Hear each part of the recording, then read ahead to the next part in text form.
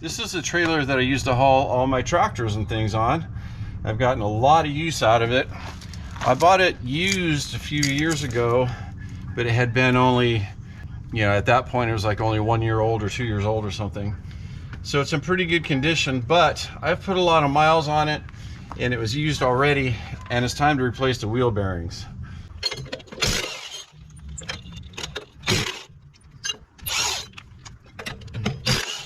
So for starters, we need to get these wheels off and find out what bearings are on there so we can get the new ones.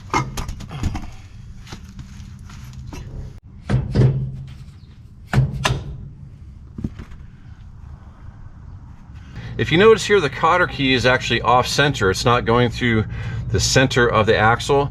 And the reason is that there's a grease zerk on the very end of the axle tip. And that's how you grease the bearings when the wheel is on the trailer.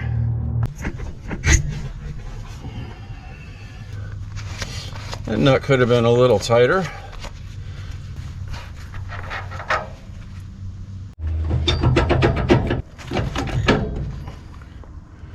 There she is.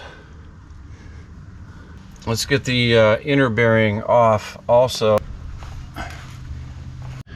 Now it looks like we've also got some inner seals that are going to have to come out and be replaced. We can't get the bearing out until we get the seal out. So in order to get these seals out, I'm going to try my seal removal tool. Sometimes these things work really well, and sometimes they don't work very well at all. It just depends kind of on where the seals are and how much leverage you can get on them. I think it's going to actually work pretty well for this, so let's give it a try.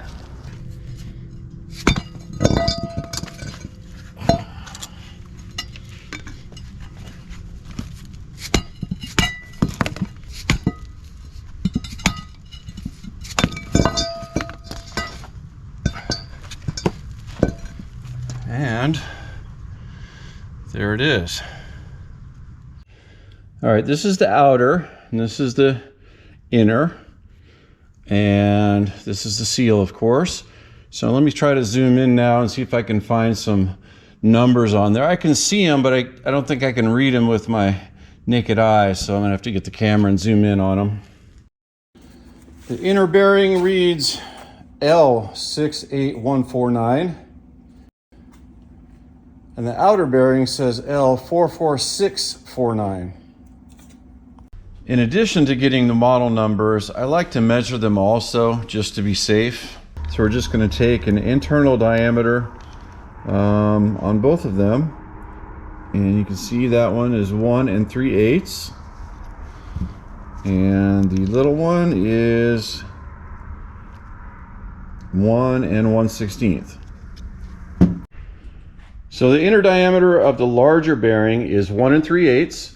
The inner diameter of the smaller bearing is 1 1/16. This is a very common bearing size and axle size for these dual axle trailers in this weight class. The bearings are super easy to find. You can even find them in kits. They come with the bearings and the races and the seals and even the cotter pins. All right, now we're going to knock these old races out so we can install the new races that we're getting with the new kit. This right there is the bearing race. That's where the bearing sits, and that's where the bearing rides. They call it a race. These things are pressed in, so you can't just pull them out. You got to knock them out somehow. There's one on each side, one for each bearing, of course. And we're going to start by knocking out the outer race first. I know you guys can't see the lip of it because of the grease down in there, but there is a small lip in there that we can get a punch and a hammer on, and we'll just knock it out below. I've got it setting on a couple of boards so we have some room for the race to actually fall out, and then we'll flip it over and do the other side.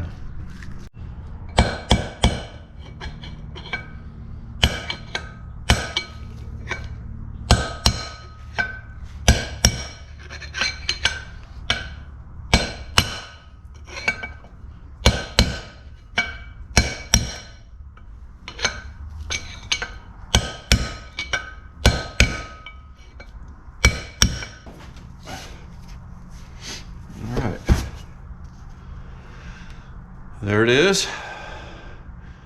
They are pressed in there pretty good, so just got to be a little bit patient with it. All right, so now for the big one on the inside, we're going to flip it over this way. Look inside there and find the lip and knock it out the same way.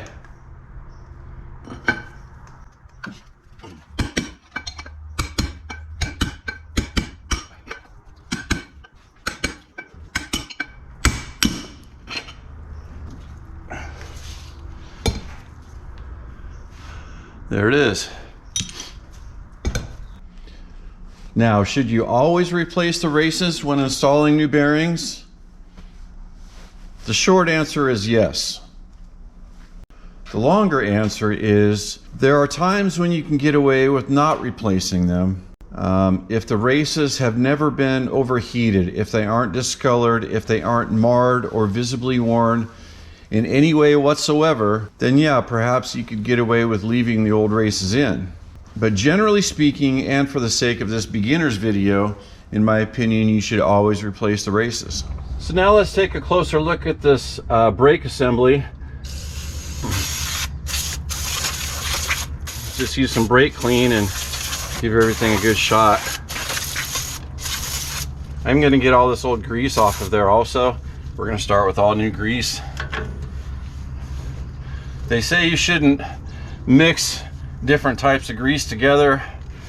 I don't know how true that is, but I try not to do that if it's avoidable. So we're going to start with all new grease on everything. So let's talk about these brakes for a minute. I think it's actually really interesting how these brakes work. So if you look at the components here, this looks pretty much like your standard drum brake setup, right? Except for this thing. What the heck is this? The brakes on your tow vehicle or virtually any vehicle are hydraulic. There's hydraulic fluid inside lines that creates pressure, expands the brake cylinder back here, pushes the brake shoes out to the drums, and applies the brakes that way. But when you hook a trailer like this up to a tow vehicle, you're just plugging wires into the truck. There's no hydraulic lines whatsoever. So you could say these are electric brakes, but more accurately, you could say that they are electromagnetic brakes, which brings us back to this guy. So now we're just going to take a quick look at the drums here. This surface here is where the brake pads make contact, and those are the brake pads right there. There's one on each side. But on these drums, there's also a part right in here that's important. This shiny part right in here. So I used the term electromagnetic, right? And we came back to this thing. Well, this is actually an electromagnet. So when you press the brake pedal in your tow vehicle and your truck, it sends a signal back here through this wire to activate this magnet. The magnet then pops out this way and makes contact with this part right in here. And because this is magnetized, when it makes contact, it tries to stay there. So if this is the front of the trailer this way and we're going down the road, the wheel is spinning like this. It's spinning clockwise. So as the wheel is spinning, this thing is stuck to the inner drum magnetically, and then friction pulls it back this way, and watch what happens. And actuates this front pad to apply the brakes. It's interesting that it doesn't pop both of them out, it only pops one of them out. Now say we're going in reverse and the wheel is spinning counterclockwise. The same thing is going to happen, but because the wheel is spinning in the opposite direction, instead of pulling it this way, it's going to pull it this way, and it pops out this pad back here. So in the case of this trailer, it's a dual axle. We have two wheels on each side. So whenever we press the brakes in the cab of the tow vehicle, the front pads are going to be kicked out to apply the brakes, and the brakes on all four wheels will be actuated at the same time. So on a traditional hydraulic brake setup, both pads come out at the same time, but on these electromagnetic trailer brakes, only one pad comes out at one time.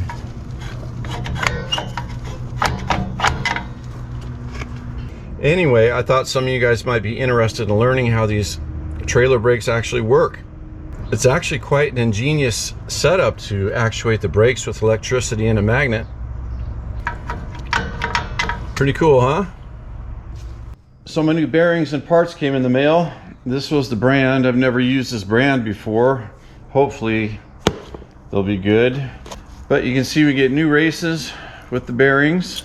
We got 2 new seals. They even sent 2 new grease caps and rubber end plugs for those caps. When these are on the wheel, you can just pull these off and get the grease gun right on the Zerk on the end of the axle. And they sent 2 new cotter keys along with the kit. So that was pretty good. I got all that for 37 bucks. And this will do 2 wheels. I'm gonna put the outer race in first.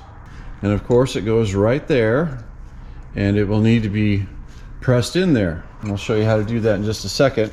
But first I just wanted to show you guys, for anybody that hasn't done this before, the bearings are tapered, right? It's wider on this side, smaller on this side.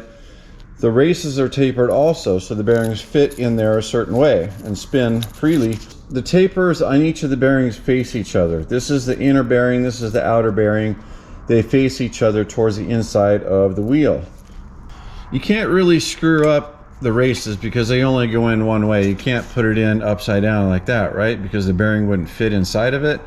But if you put it in like that, then it's open and tapered, and that's where the bearing sits. You can see the bearing is tapered to match it, like we said before, and it fits right in like that. I know it's very obvious, but for anybody who hasn't done this before, it might not be. You can take a hammer and kind of go around like that and get it started.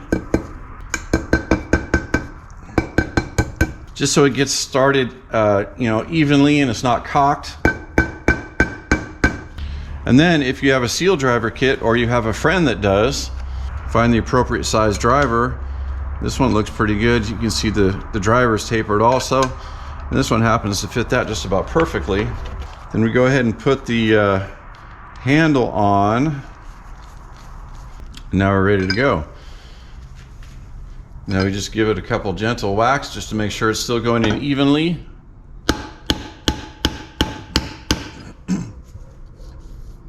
And it is. You can see down inside there's a ridge. Well, that's how far you have to get that race in there. The race sits on that ridge. So when you're driving it in, you'll be able to feel when it bottoms out. You'll be able to hear it too. Usually it makes a different sound. Right there. All right, that one's done. Let's do the larger one now. Of course, you want to make sure that all your surfaces in here are clean. You don't want any dust or dirt or rust or anything in between the race and the drum. And then ultimately, we don't want anything getting inside our bearings, of course. So make sure everything is clean before you put the races in, and then again before you put the bearings in. This one also has a ridge. In this case, it's the lower ridge right there that the race seats against. Well, now our driver tool is too small because this race is larger. So we just have to find one that fits. See, this one is a pretty good fit diameter wise, but the taper isn't quite right, so it doesn't fit all the way down inside the race. And the last thing we want to do is try to hammer this in this way and put a ridge in our brand new race. So definitely, if you're doing it this way, make sure that your tool fits completely down inside and it's not making contact with the race. Or in this case, I'm just going to flip mine over. So we'll drop her in. And again, we're just going to tap it to get it started. Make sure it goes in straight.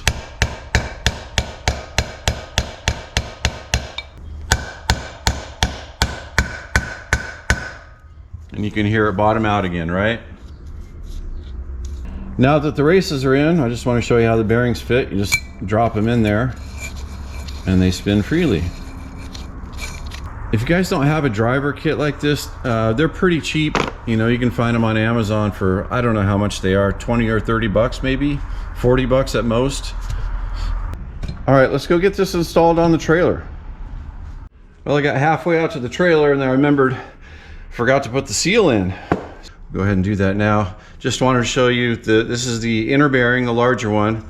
So we set that inside the race with plenty of grease on both. Now I'm going to clean the inner side where the seal is going to live. This rear seal is going to prevent grease from leaking out the backside of the drum. Some seals are double-sided, but the ones that are open like this on one side and closed on the other, the open side always goes towards your cavity of grease or oil, whatever you're trying to prevent getting out.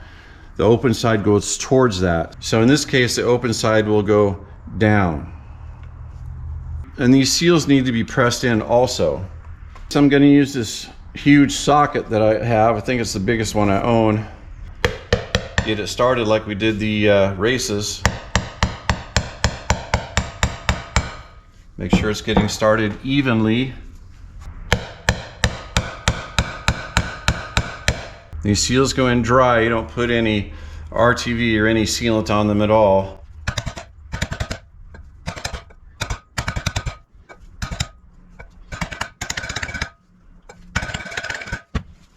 The seals are actually coated on the outside with some type of a sealant that the factory puts on there. So when you drive them in there, that sealant creates a bond between the metal and the seal to prevent anything from escaping around the outside of it.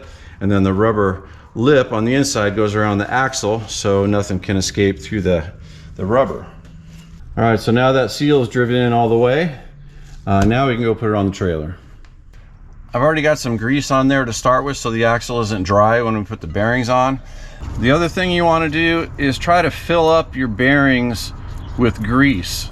Sort of impregnate all the crevices that you can with grease before you put them on. People call this packing the bearings.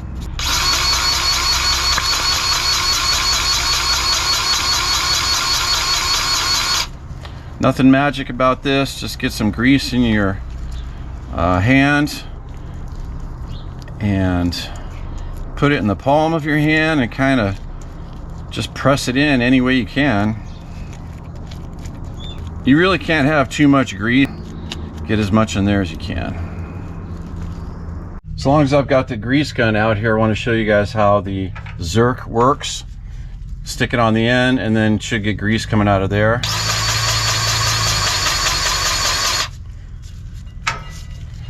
All right, we've got the rear bearing installed, packed with grease, and the seal is installed, so this drum is ready to go on.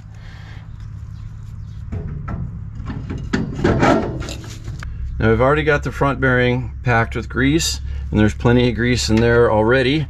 So we'll put the bearing in, and I've also got this thick washer that goes on the outside of the bearing, and then the castle nut.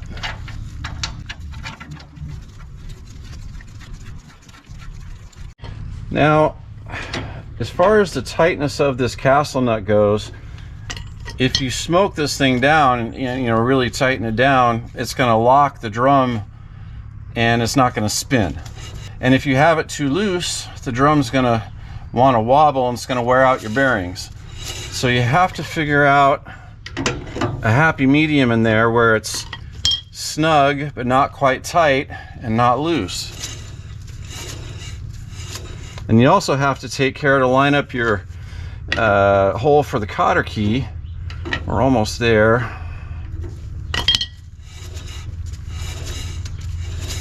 Now if you hear that little rubbing, that's actually okay. That's just the brake pads barely making contact with the inner surface of the drum. That's really just fine in my opinion. It actually tells me that the brake pads are adjusted properly. They're not too far in, for example. They're out as far as they can be without causing a problem.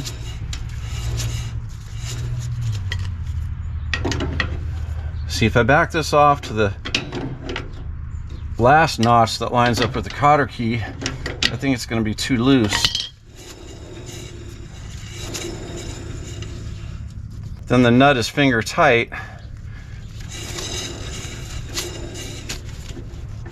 So let's try to get it one notch further on the castle nut.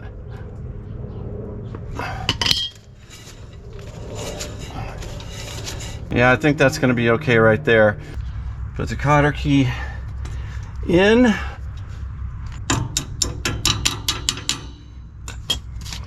And we'll spread out the legs.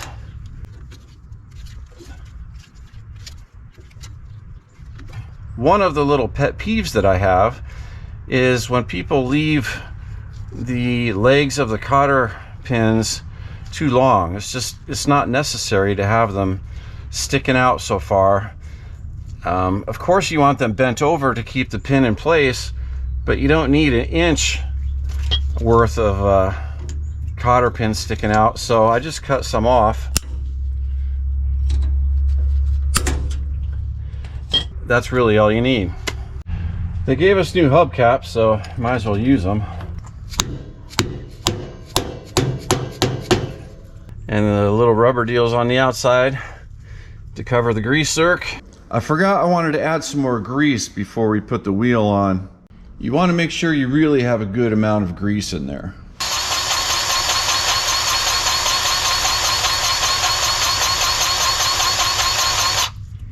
Now we can put the cap on.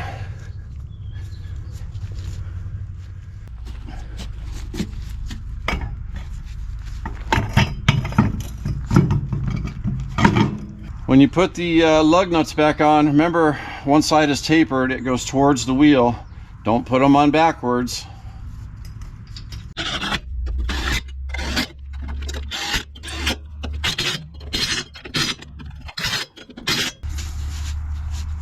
Oh yeah, that feels perfect. Much better than those old sloppy bearings. There was some of this, you know, to the wheel with the old ones. This feels great. So that's one done. I'm gonna do the other three off camera, probably take me an hour, and then I'll bring it right back. Well, I guessed 1 hour, and it took me 1 hour and 3 minutes, so that was a pretty good guess.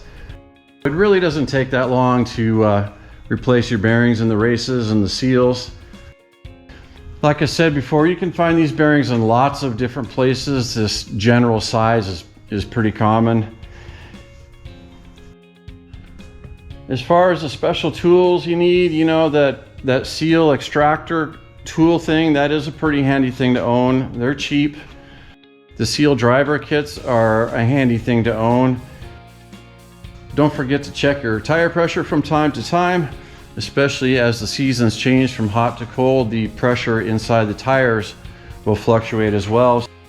And it's kind of inevitable with these trailers. You're gonna get some rust underneath. One of the common places is up inside the wheel wells. It tends to get rusty up there. So every once in a while, I will take some oil, you know, WD-40, PB Blaster, whatever you got, and just spray it all over the trouble spots. And that will definitely cut down on the rate of growth of the rust, and hopefully it will stop it altogether if you keep at it.